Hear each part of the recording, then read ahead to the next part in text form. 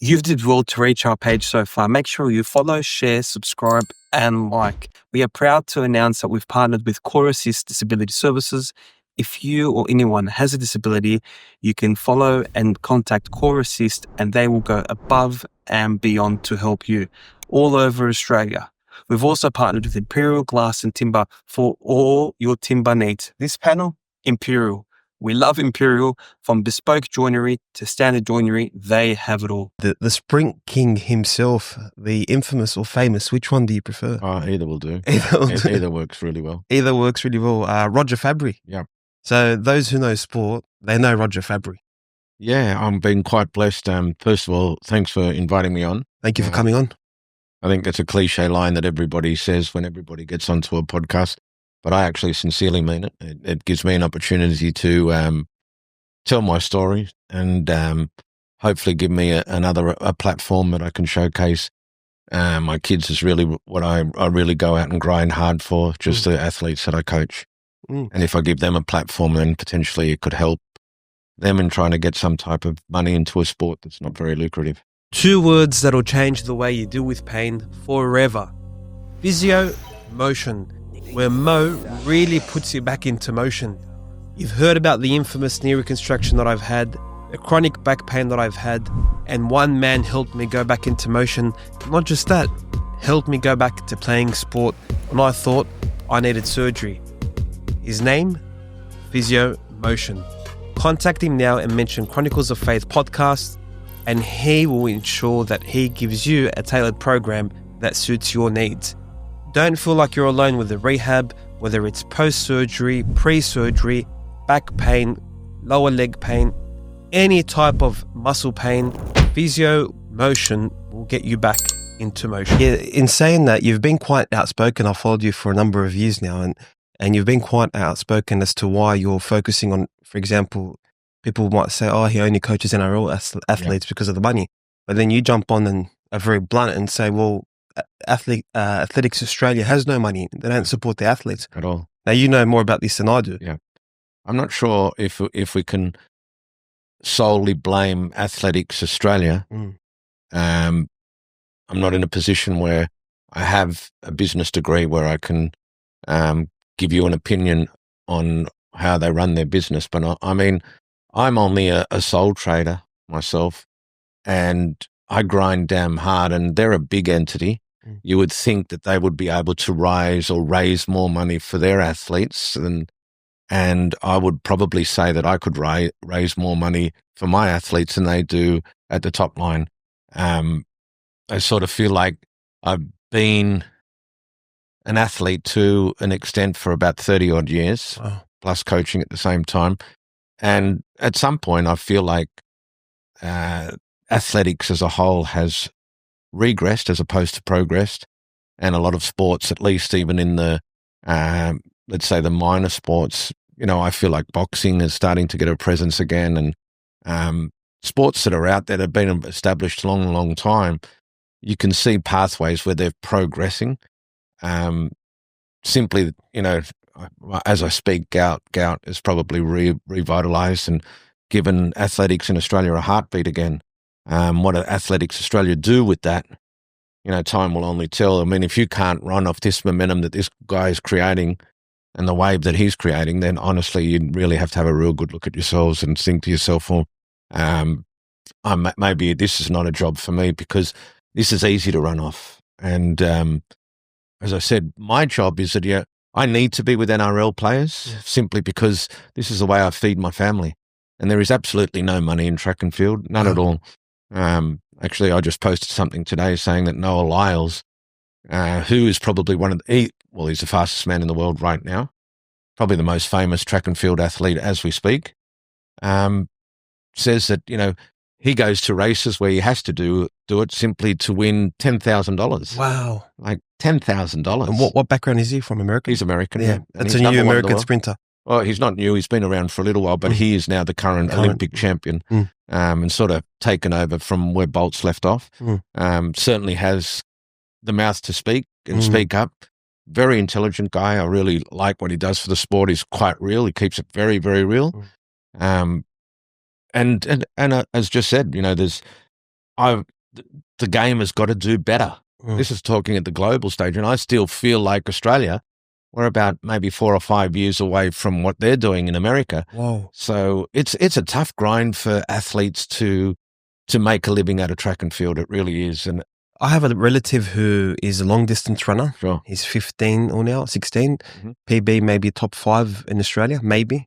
And his father is a business owner and grinds hard for his business, but the amount of money he spends on his son, and he says, look, it's his passion. We've connected through this sport. He just spent about $8,000 just going to Perth. There was exactly. something in Perth. Yeah, the Nationals are on in Perth. Yeah, And listen, $8,000. and you know what? And that's a drop in the ocean compared to what parents will pay for potentially soccer. Mm. You know, I have parents that come to me, they've spent an absolute fortune taking their kids, which I feel it's a fraud. It is a You know, they have all these academies. academies. I think it's a total absolute fraud. I'll call it out. I don't give a shit. I don't know much about it, but every kid that comes back to me that's sent back from these academy, they all come back with the same story. Oh, I didn't make it because the coach said, I didn't have enough speed. I'm doubting that there was ever an opportunity to make it. It's just like, yeah, give me all your money. Take me over there. I'm just giving you a glorious tour. And they've got no intentions. It almost is ludicrous when you see a parent will come to me with a letter and say, oh, my son has got invited to go to the Chelsea Academy.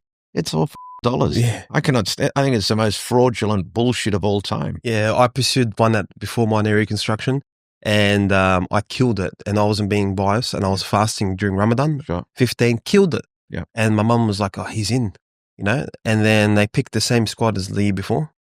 And they said, oh, were you fasting? I said, yeah. They took my name and number, and they got me so excited. From then I knew it's a fraud. It is a fraud.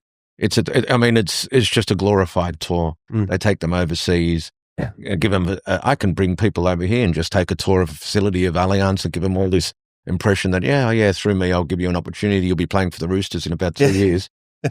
It's like, oh great, you know, they go, give me another $30,000, and I'll never hear from you ever again. Yeah. And that's real. That's what it is. And if you think it's not that, I'd like to see, you know, I'm calling anybody out on this podcast right now, anyone that runs an academy that can actually show me statistics of people who have actually gone through this process and have made it. And then I'll stand to be corrected, or at least give me at least more than one anyhow. If you give me 2 or 3, then I will maybe entertain it. But right now I haven't heard of any. And with your, if we look at your academy, I'm sure that you didn't initially start as RF, not Roger Federer. No. Roger Fabri. Yeah. Academy. You probably started off just, you know, grinding alone, being an athlete, coaching at the same time. What's your story? Mate, my background is, I came from a very old school. Obviously, I'm 58.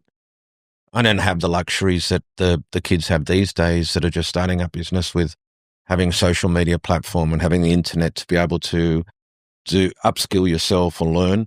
I never had the intentions of being a coach. It just fell on me. I had no alternative, which is probably a grace from God, which is something that I really treasure now. It's not for me. Every day is not work. I really, honestly, I'm not a cliche guy. I'll call it straight.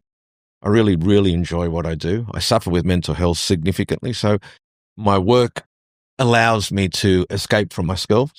I work 7 days a week. Wow. I don't know. Even if I was a very, very wealthy bloke, I don't know what I would do if I was retired. Honestly, it'd drive me nuts. I don't like just doing nothing. I like to keep active. In actual fact, I saw my dad was a very hard worker, as all most wogs are. When he decided to retire, his life just really cascaded really down. And it wasn't long to see him pass away, just had no purpose anymore. So my learning was just like similar to yourself. I'm an all in or nothing guy. And I wanted to always be the best version of myself, to try and be the best athlete I could be. So back then, as I said, there was no media or no internet in particular, which would have been a real help, a great tool for myself to be able to help and upskill myself. So I had to travel backwards and forwards. There was only 2 places in the world that had leading authorities as far as speed was concerned. One was the USA and one was Canada. Tom Tellez, and the other guy was Charlie Francis. And I just did all my learning from them. So every time I used to get 4 weeks of annual leave from my job, I would just pick myself up and get on a plane, put myself in front of these guys and listen to as many people as possible and try and learn from that way. And then grinded. I just grind. I'm not shy. I'm from a sales background, so I'm not scared if people say no.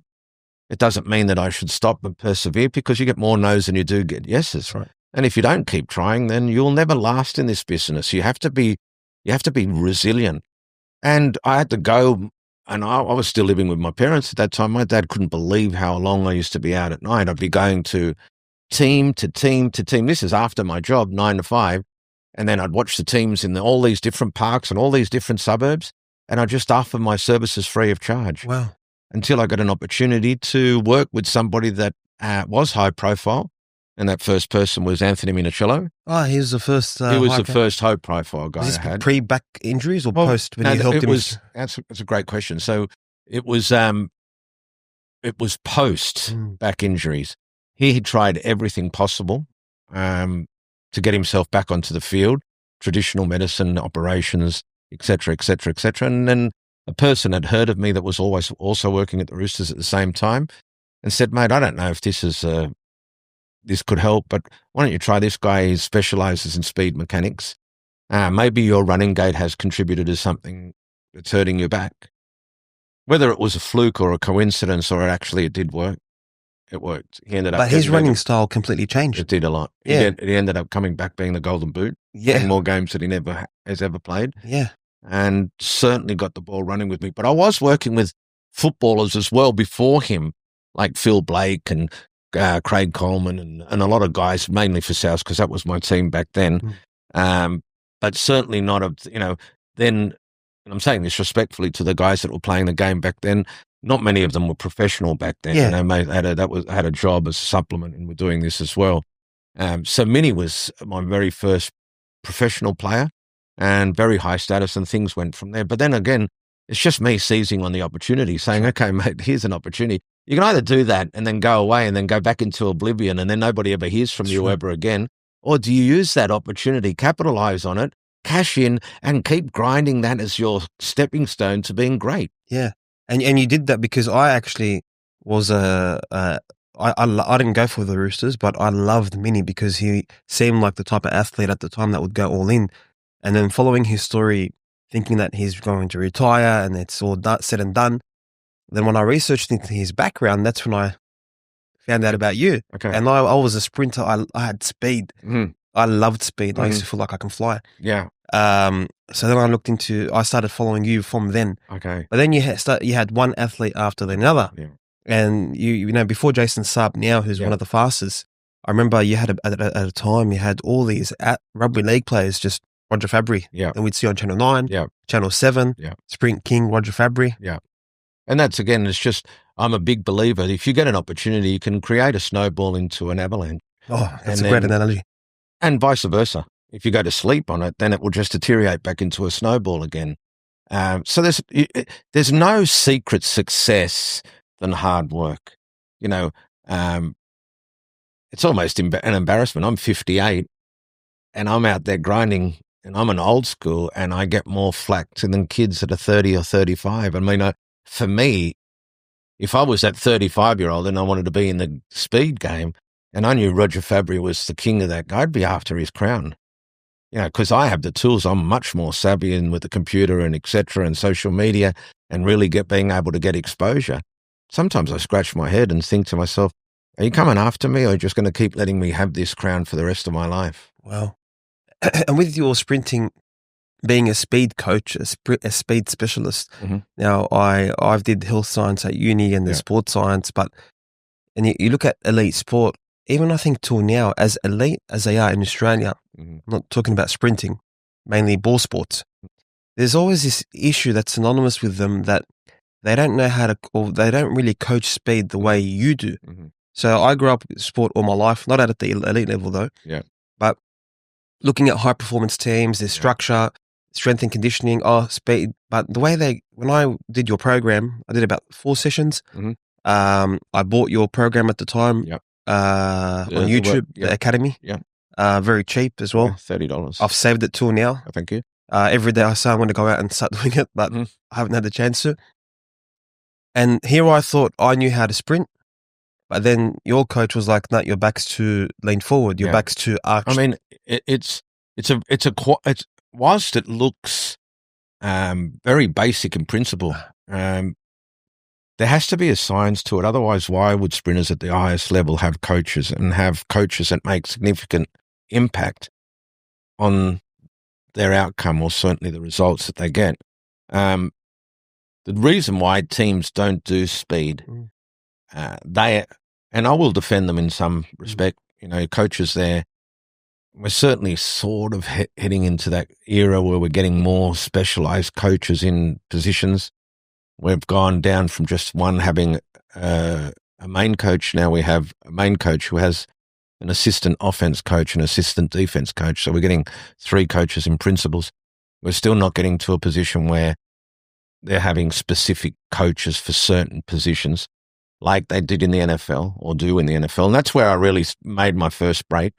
As I said to you, I kept traveling forwards and backs, and I quickly identified that track and field, if ever, and I still will keep reiterating saying that it was never going to be my main gig. It was just to be the best version of myself.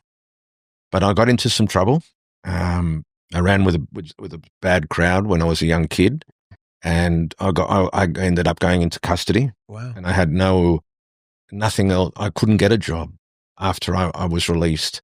I shut my mouth. I did nothing wrong, really, to be honest. I mean, of course I did in the scheme of things, because I rented my garage out to a drug dealer because I needed the extra money because I was struggling. I was an addict. I was a gambling addict. And so then after I did my time, I just shut my mouth. So of course would never do anything else that could potentially hurt my family. I actually didn't think by me renting my garage out was actually a crime. I didn't realize that it was. Again, I did my time, paid my price. But then of course it's ignorant to think that it's easy to get a job after you get out of jail. So I was in no position to be out, and the media got a hold of that I was in jail. It really destroyed my life. It was upside down. In actual fact, I paid the price for being successful outside of jail, because when they found out, it was then asking the Roosters, because I was working at the Roosters at that time, you know, were you aware of the fact that your sprint coach is a criminal? Is that how you run your program? And to Brian Smith's defense back then, that was in 2010, he felt that I was an integral part of the team, and a lot of the team's success, I'm not going to say a lot of that, I think that's a bit generous on my behalf. Well, some of the team's success was we were really fast. We were a really good side in 2010. He had Keegan Smith doing the strength and conditioning. Correct. He had yourself. You know, he didn't have Keegan wasn't there. Keegan came, I think, after. Okay. We had Cherry Mesher was a strength and conditioning coach. Trent Robinson was there as well. Was he? He was the assistant coach to Brian Smith at that time. Oh, wow. And then he went back to France and then came back as a head role. That was the year Todd Carney won the Daily M. That's right. And they came from almost an impossible position in the start of the year. We lost quite a few games, and then we made the grand final. It was like we kept winning games in the last second. I'll never forget the game that Braithen Astor kicked that field goal to take us into extra time against the Tigers, and then Kenny Dowell from the corner. That's right. And then Kenny Dowell took the intercept to win the game, and then we made the grand final. So, just losing track to what I was saying, Brian Smith was hell bent on making sure that I wouldn't get sacked. So he just stood me down for 2 or 3 weeks until the heat went off, and then he brought me back into the fold, But again, that was then at the point that I understood, because it was still my side gig while I was at the Roosters. I was still working in a corporate situation, because I didn't ever think of that was going to be the way I had to. I just thought, this is just my passion. I'll just do it on the side. But really, I need an income that's security based. That means that I get paid all the time, not depending on the weather or what it's out like, or if you're going to turn up and train with me, et cetera, et cetera. There was too many things beyond my control that I wasn't feeling comfortable that this could be my full-time gig. But as I said, after the press got a hold of it, I had no chance because the place that I was working in a corporate situation sacked me straight away because they didn't know also that I was in jail. Because who's going to say that? I mean, who's going to go to a job interview?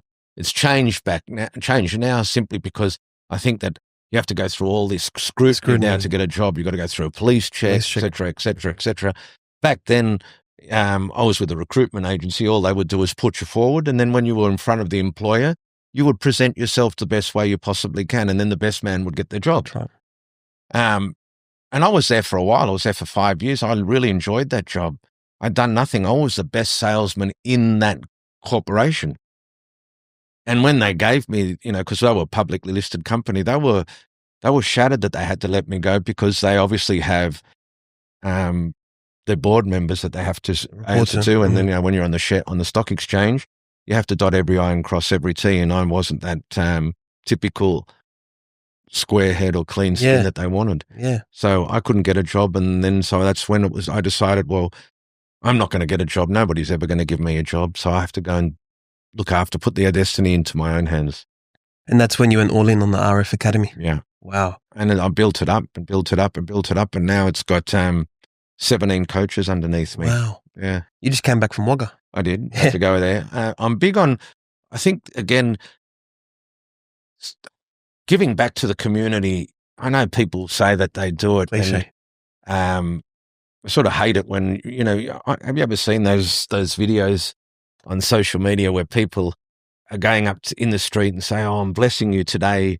Here's some money." Yeah. But if they were really doing it out of the generous of their heart, why do they need to film it? Is it actually they're doing it because they want to change your life, or do they want it so they can get acknowledgement from the public that they're doing it? Well, do you understand what I'm trying to say? In Islam, we have that any act that's done without sincerity, you're not rewarded for the act. So insincerity is a sin. Yes. So I understand if you donate, like that. Yep. and maybe it's in public, I'm not talking about cameras and doing the whole social media stuff, but let's say there's a gathering and you donate towards a mosque or to build a mosque or something. If you've done that act without sincerity, you don't get rewarded. Yep. If you've done it with insincerity, it's a sin. So those who go and record themselves, like, the shopping wars, they go tap the card, and you get a million views, their following explodes. I don't know. You couldn't honestly think that that's sincerity. Yeah. Because if it was, why do you need to have a camera to follow you to do it? Yeah. What's the message? Are you trying to promote the message that this is what you should be able to do? Well, then you can do that in silence, and the people that you have rewarded will tell other people, which will then get you what you want, as opposed to. So I'm big on that. I feel any time that I can get a chance to go back to the community, which I do because I have got a coach in that area, just to say thank you for supporting that coach. I didn't get paid for it. You've got a coach in that area? I've got a coach in that area. Yeah.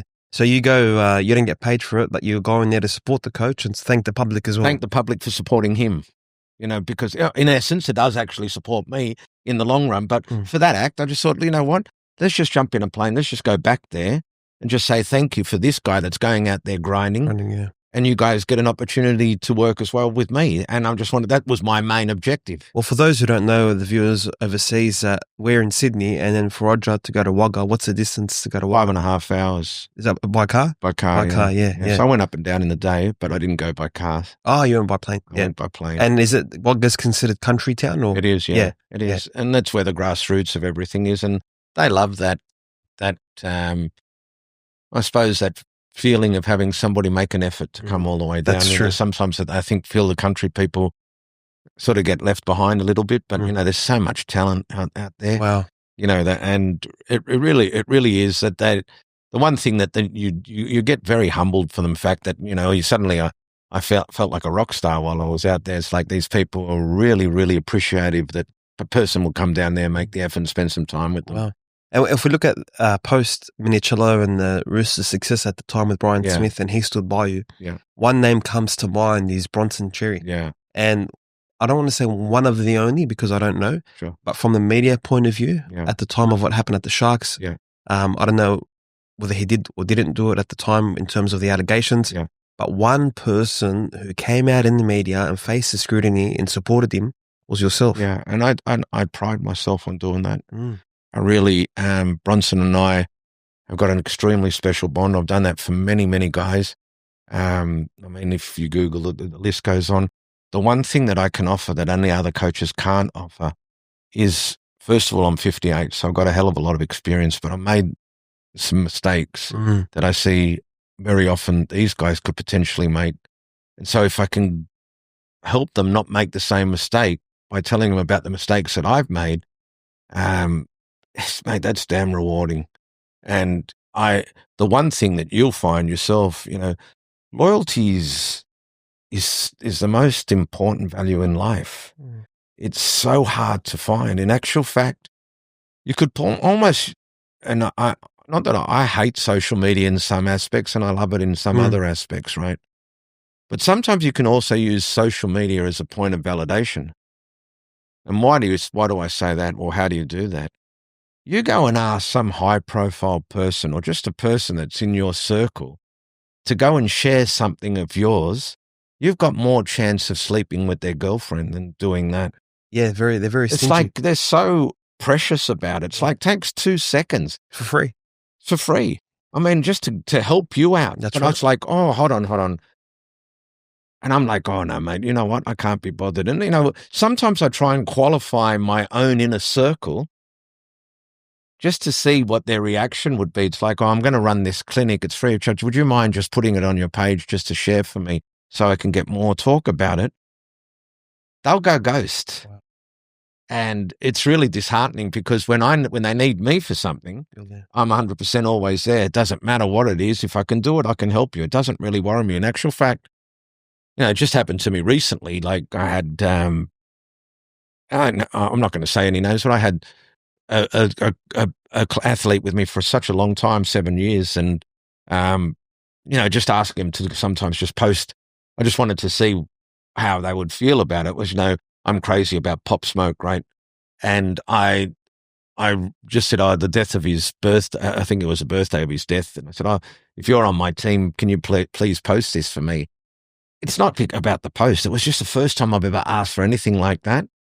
0. Wow. But you might think, well, that's so stupid to use as a validation on whether they're actually your friends or not. Well, I think social media is stupid because it's just honestly, everything that you portray out there is, and even some of my own content is anything but the truth. But it is, unfortunately, or fortunately, whatever way you want, it's there to stay. And it is the mainstream now of advertising and promoting itself, actually much more effective than mainstream media. It is, yeah. I've had a friend that I grew up with my whole life, traveled with, slept in the same bed, and no pun intended, but we shared a bed many times, for instance, and then he didn't even follow the page. There you go.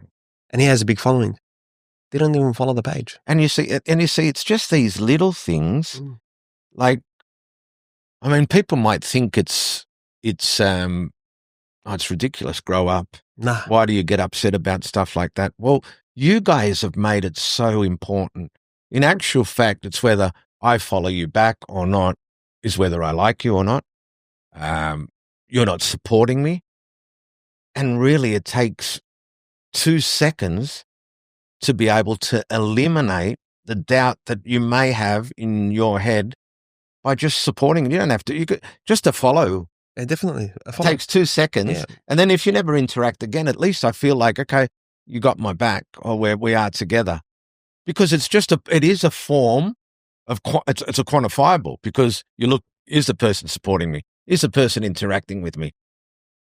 But sometimes, like for myself, it's not the be all and end all, whether I do like you or not. In actual fact, some people I don't follow because I don't want to not like them. Have you ever just followed a person or a friend of yours and then thought, oh, fuck, you're torture. You're different you carry on. This is not actually you.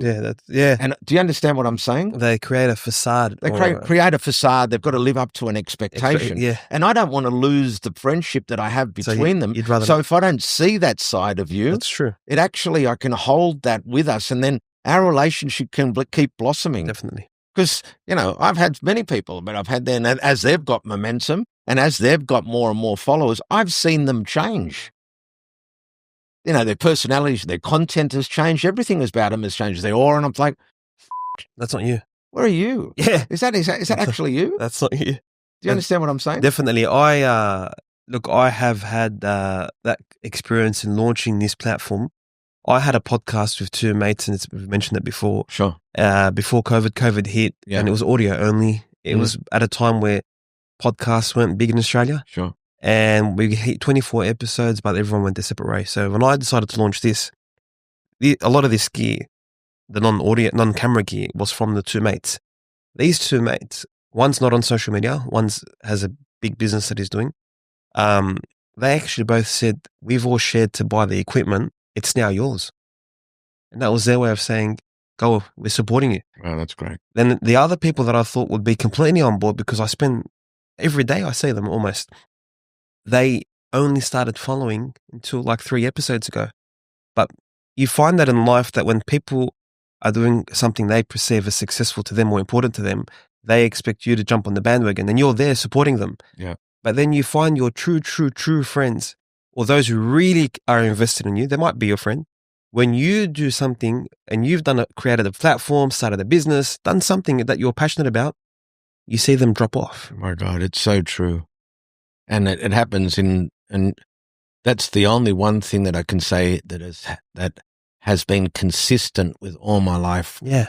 When you do something bad, there's a million people there saying they want to help you because they actually like the fact that you're going bad. But when you start going good, they'll support you until you never get close to them. But if you start going better than they do, and they turn on you. Wow, yeah. It's just... Well, they ghost you. They ghost you. Yeah. It's like, oh, I'll support you, but don't go better than me. As long as you're underneath me, I'm cool with that. And that's why I say to you, that's what I said at the start of this, I'm 58. Loyalty is, if you have some loyal people in your life, then cherish them, because I'd be liable to count them on one hand who I really, really, I know for sure, who got my back 150. And really, even if you don't have any, or just having one, that's enough. That's all you need. Honestly, it's all you need. All the rest are just, and it's not a fault to them, because everybody else they've got a life to lead as well. Yeah. I don't judge them, but you have that special person. It's like, okay, I got you 100%. At the end of it, like, for example, and it's a pretty stupid example, but I would rather have a partner. My wife, I don't care what she would physically look like, but if she's got 100% loyal to me, then that's gold. If I just get peace, then that's fine. That's all that matters. I can certainly relate to that personally. And I finally found what peace is a few years ago in that regard. But in terms of coaching, you've always teased about who's the fastest man in rugby league. Yeah. If you were to name the top 5 athletes that you've coached since 2010, NRL players. Yeah. NRL athletes. From the start? From, let's say, 2010 Minicello time to now. So you've got... So I would, without a doubt, he would still... and we're talking over 100 metres here now? 100. Yeah, okay. 100. Saab wins for sure. Does he? He still wins. Look at the new generation anyway these days. Look at what Gaut's doing, and look at, you got kids that are like your friend's kid who's 15, and, I've got a young girl who's now a national champion, 15. I've got 3 of them actually. They're running 11:50. Whoa! And that's we've never had a lady run under 11 seconds in this country yet, right? And she's 15. I've got 3 of them, which I'm blessed to have that. I've grown very hard for them. So just talking about natural evolution, I feel like Jason's got an advantage on the people that have had a 2010. Put them maybe in the same era, then maybe things would be a little bit closer. Yeah. But, he's right now, so he's that new generation. So, and speed is a very quantifiable commodity. This is why you need to be damn good at what you do. And you would again relate to this. If you're working with one of these soccer academies that are around, and I'm not out here to put a shit on them at all, but you're the parent, right? You take your kid to a soccer academy. How do you actually guarantee that he's got better? How do you know? You seem, okay, or he looks better with the ball, but would it be fair to say that he could look better if the opponent's poor, and if the opponent is great, then he could potentially look poor. Is that a fair comment? That is a fair comment. I don't have that luxury.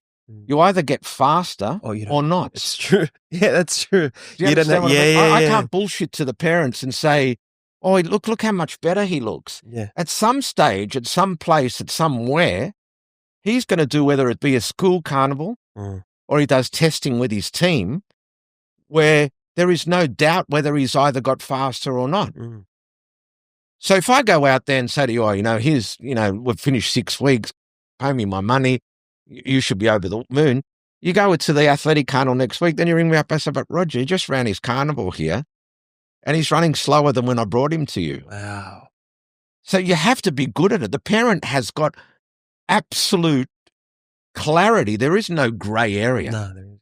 Where it's very difficult for a soccer director to actually, if I'm paying, I want to see improvement, or I want to be able to see, am I getting value for my money? So it's very difficult for the director to be able to go to the parent and say, well, I can guarantee you he's improved. I'll tell you, the one thing that they do have is some of these academies, as far as I know, they do have privilege in getting potentially the people that are working with them picked in teams. Because of their connection. Because of their connections. I know that some academies are very close to certain teams. And I think that from what I understand, I know every sport has politics in it. But, definitely. From what I understand, I hear that the people that work with certain academies do certainly get a little bit of help. But I don't have that choice. I don't have that chance. So let's go back to your original question. So then the guy that was absolutely lightning is James Roberts. Ooh. He was fire. He was like a young James Roberts, 100 meters.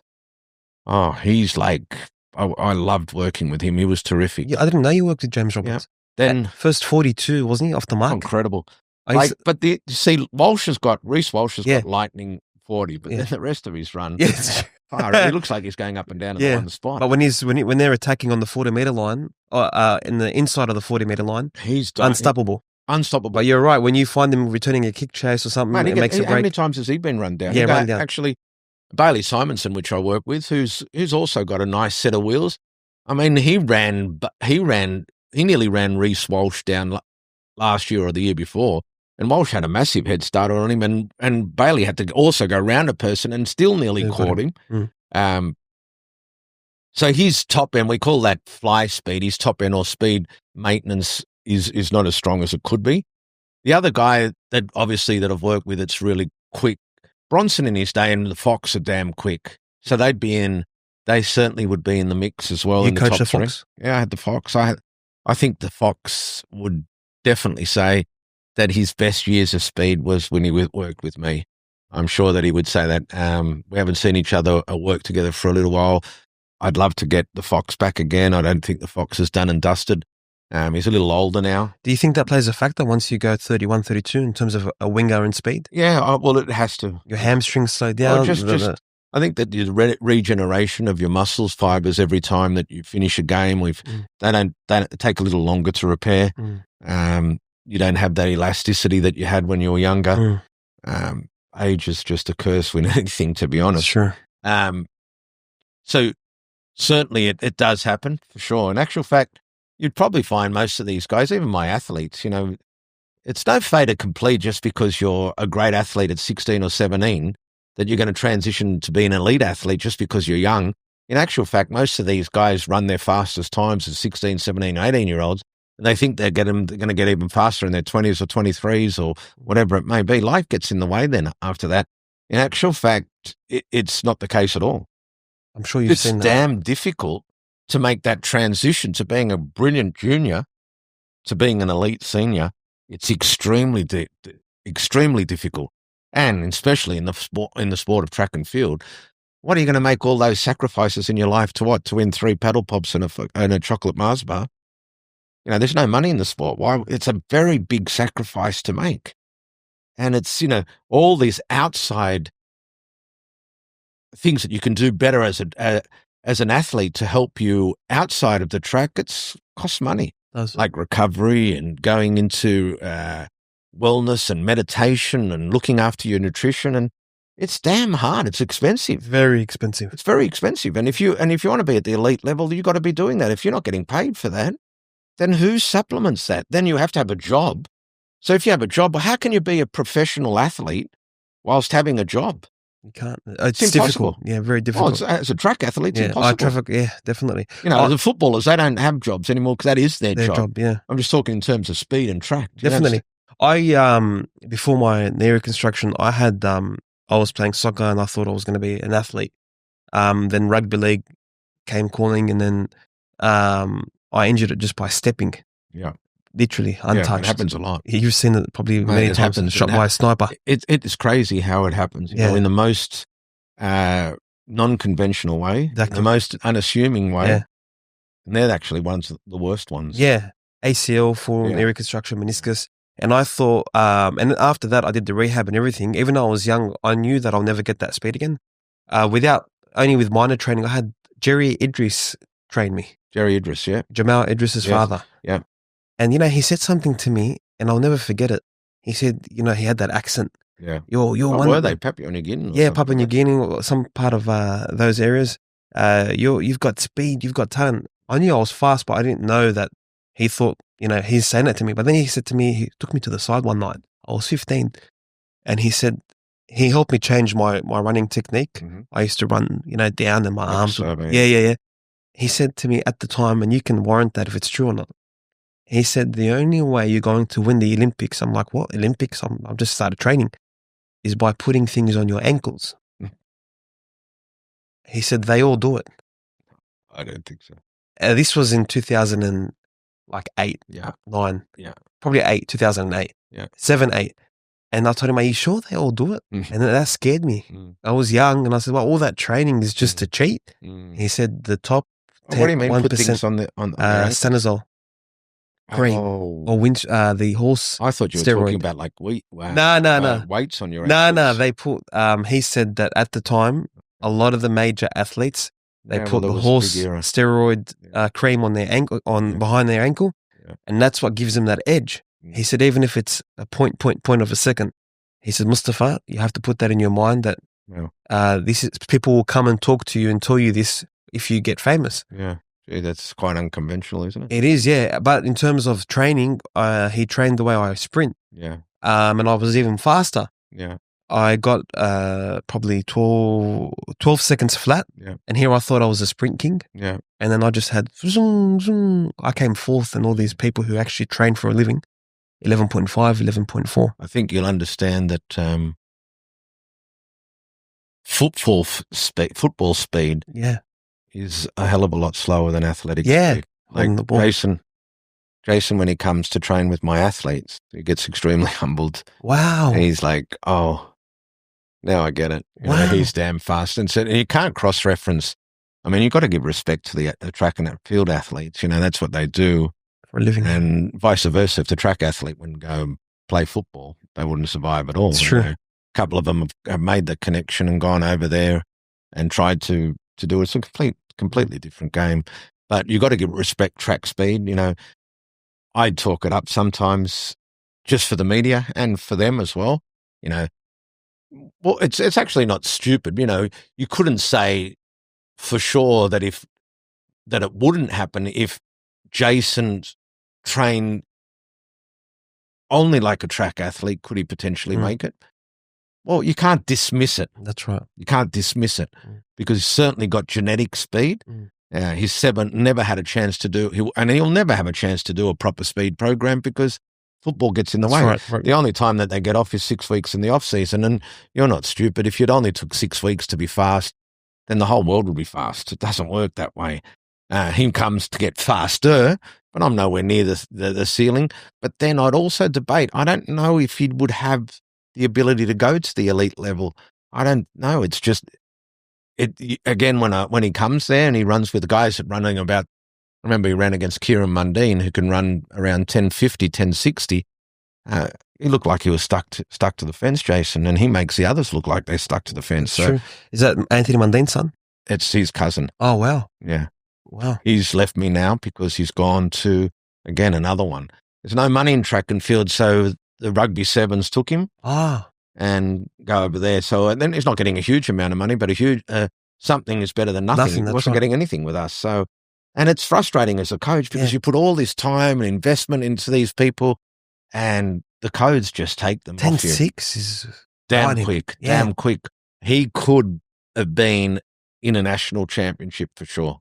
He was so good, and I we went down. Stall is actually on this weekend, which is the biggest handicap race in the world, and Gout and Kennedy are running in it in Melbourne. We went in there 2 years ago, undercover, nobody ever knew, and I nearly won it with him. That's how good he is. He fell out of the blocks because he didn't have much experience. We still made the final, and it would have been one of the probably my biggest success story if I pulled it off in my career. So it was he's damn quick. Wow. So speed. There's no doubt. At the end of the day, speed is king in a lot of sports. I'm not saying that just because it's my thing, but just think this way in terms of speed. You can have all the skills in the world, but if you can't actually ever get to the ball, then who gives a shit? That's true. If you can't actually keep up with the game or ever control the ball with your feet if you're a soccer player because you're too slow, but you might have the skills of Ronaldo, then what's the use of you? It's true. That's fact. That's separated me. I had, at the time, players around me who were so skillful, but then, for instance, under the high ball, I had little experience. But then when the ball's in my hand, I'm off. Then that's when I realised that speed is king in sport. And it's only getting faster. Yeah. The public like it.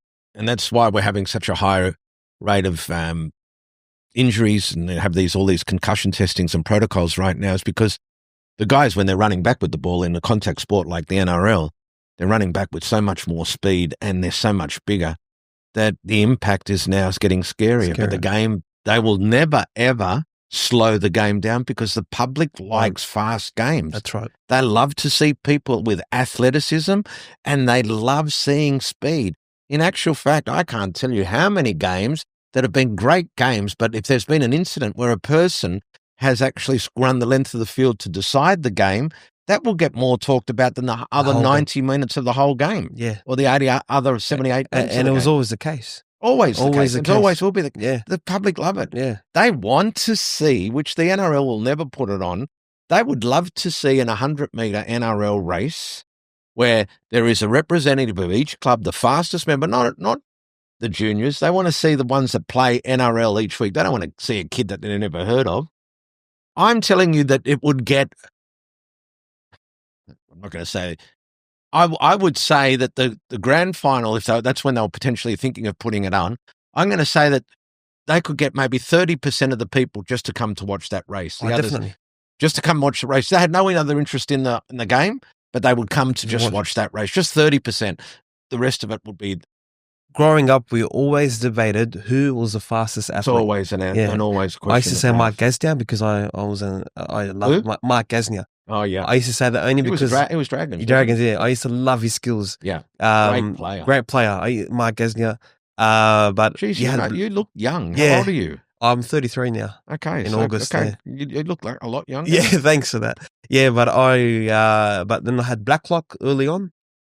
I had him as a kid. Did you, Nathan? Wow, Blacklock. He was lightning. He was terrific. Chip and chase. Yeah, and that's what caught my attention when I was young. Speed. Yeah. Blacklock running. Well, that team was a great team when you had Mundine and Blacklock together. They were terrific. Yeah. You know, scoot around. He used to score. I think he was a top try scorer years after years. 4 years in a row. Was he? Well, there you go. Yeah. Are you a St. George man? I was. Now I don't really support a team. Okay. But I love the athleticism, the speed. I still watch that. But in terms of supporting a team, it died out, to be honest with you. And that's really like, if we went to our grassroots, and I'm saying this respectfully as well, that if we could go and grab some of these kids from the outback, they've got so much talent. Wow.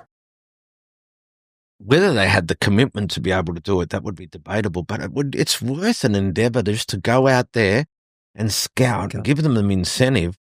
I mean, the incentive would be, and again, I'm saying this respectfully, and I love the Indigenous community. They support me significantly, but just gave them an incentive, take them out and give them a lifestyle with the dangling of the carrot that if you dot every I and cross every T and stay committed, it can change your life.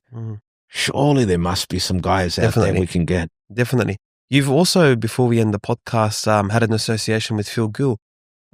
He's come out to your academies, given some talks, and you've done a sprint program with him. Yeah. I have a lot of time for Gus. Yeah. He's been a big supporter of mine, huge, and obviously he's got a lot of power in the game. He's got a respectful voice, but he's one of these guys that, for me, I've always been fascinated by Gus. He has the ability to capture the audience's attention and really get them engaged. He's very, very passionate when he talks. In actual fact, when he speaks, I just listen. I really, really enjoy his summation and his intelligence in the game, and his overall clarity on life. He's been through a bit. He's always supported me ever since I was a young kid. We've known each other, and he's always backed me. He's one of these ones for real. And I'll tell you one thing: he damn loves speed. Yeah, he freaking loves speed. He was being innovative when he took Penrith over. Before the academy started, this is before all the success, and I don't care what anyone says. Call me biased or what. I put so much of the success down to Gus, down at Penrith. He built all that academy up and all those guys coming through and through. And it's no surprise to me to see him go so well now at the Dogs. But the first thing he did, he was, gave me a job and said, come out, coach Penrith. I was there for 2 years. And he is one of these guys who I felt is around 5 or 6 years ahead of his time, even still today. I don't reckon he's a dinosaur. He's just always looking to be innovative and inventive. And again, as I said to you, he damn loves speed. So for me, I think I'm always going to have a soft spot in his heart. He's one of those guys, but don't fuck him, because he's one of these guys who was also, if you do the wrong thing by him, he's off you. He's that type of guy. You know what I mean? I'm in your corner. Respect that and respect me, but don't do the wrong thing by me, because I'll wipe you, and you don't get many chances. With Gus, that's how he is. He's strong like that. So sometimes you got to play. Sometimes you actually just don't know where you stand with him. But for me, he's been phenomenal. A lot of people might differ, but he's had my back, and I like that. Wow. Well, Roger Fabri, before we end this amazing pod, top 3 NRL players you've ever coached. And I know it's probably hard putting you in the corner. So I like that. I like the question. Yeah. So the ones that I've enjoyed the most, I don't want to say about speed. Okay. The ones that I've loved the most, Suoliti. Ooh. Attention to detail. What a kid. Yeah. So it's true, those reports, attention to detail. Mate, incredible. Wow. Incredible. Really enjoyed Joseph. Sonny Bill. Another one, attention to detail, was phenomenal. I want to put these other 2 together because I'd love 4 of them. Jared Hayne put me on the map. I was going to say about Jared Hayne. I was obsessed with his speed. He killed us in 09.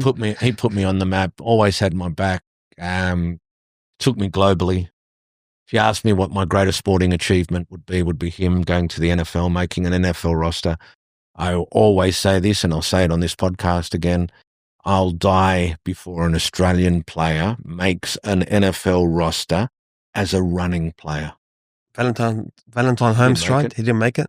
Jared Hayne killed it. As a running player. Yeah. There's plenty of guys that are as a linesman or in the defense or punters, but you try and make a roster as a running player, oh, mate, and he did it.